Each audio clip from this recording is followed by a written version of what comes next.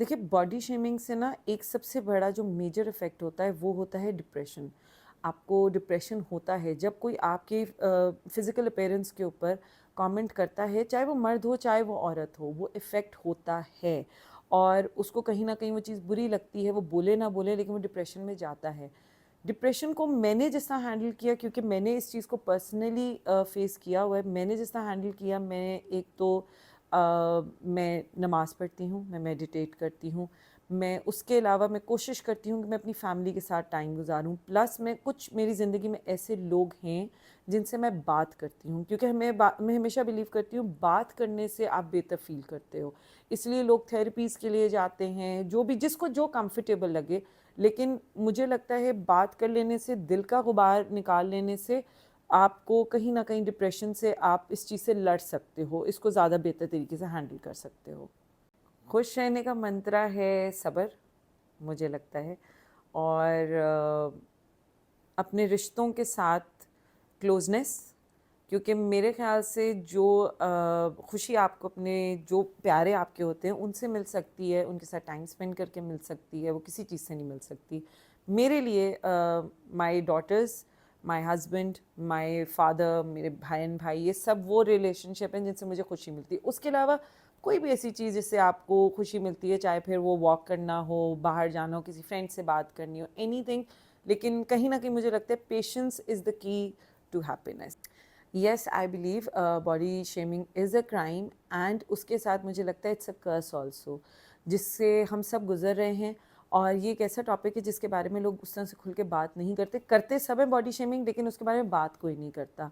मुझे लगता है जितना बुरे तरीके से इसके इफ़ेक्ट्स होते हैं, एक किसी जिसको भी ये फेस करना पड़ रहा होता है, उसको बहुत मेंटली इफ़ेक्ट करता है and it leads to a lot of issues for that person.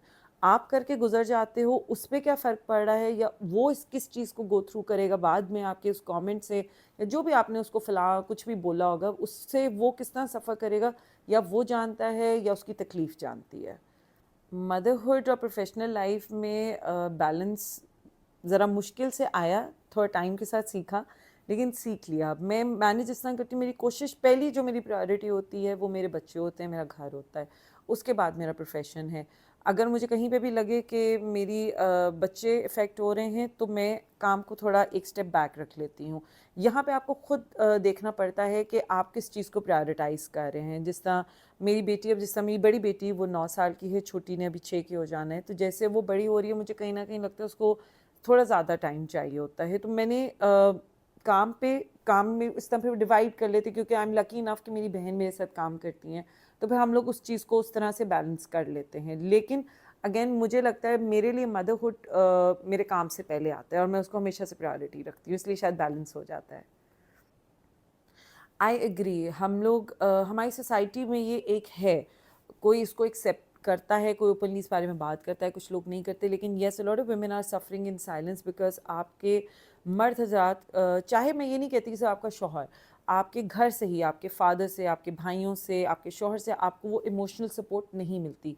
उसका रीज़न ये है कि कहीं ना कहीं उनको लगता है कि अगर वो ऐसा करेंगे तो उनको सोसाइटी से इतना प्रेशर होता है कि वो उसको कोई ना कोई नाम या कोई टाइटल दे देंगे, जो कि कॉमनली कहा जाता है। अगर शौहर अपनी बीवी का साथ दे दे या उसके बाद उसके लिए कोई स्टैंड ले ले, तो एक स्पेसिफिक टर्म है जो उसको कही जाती है। फादर्स को अगर करें तो वो भी बाहर के इर्द गिर्द के जो लोग हैं, हम कहेंगे यार तू ऐसा हो गया, या तू ऐसा हो गया, you know that kind of thing. मुझे लगता है कि अगर एक मर्द की सपोर्ट हो, चाहे वो आपका बाप हो, आपका भाई हो, आपका शौहर हो, तो मुझे लगता है कि औरत जो है ना वो इतना कुछ कर सकती है, वो उनकी भी ज़िंदगी खूबसूरत बना सकती है। अपनी तो उसकी हो जाती है, लेकिन कहीं ना कहीं वो सबकी ओवरऑल एक ज़िंदगी को बहुत खूबसूरत कर देती है।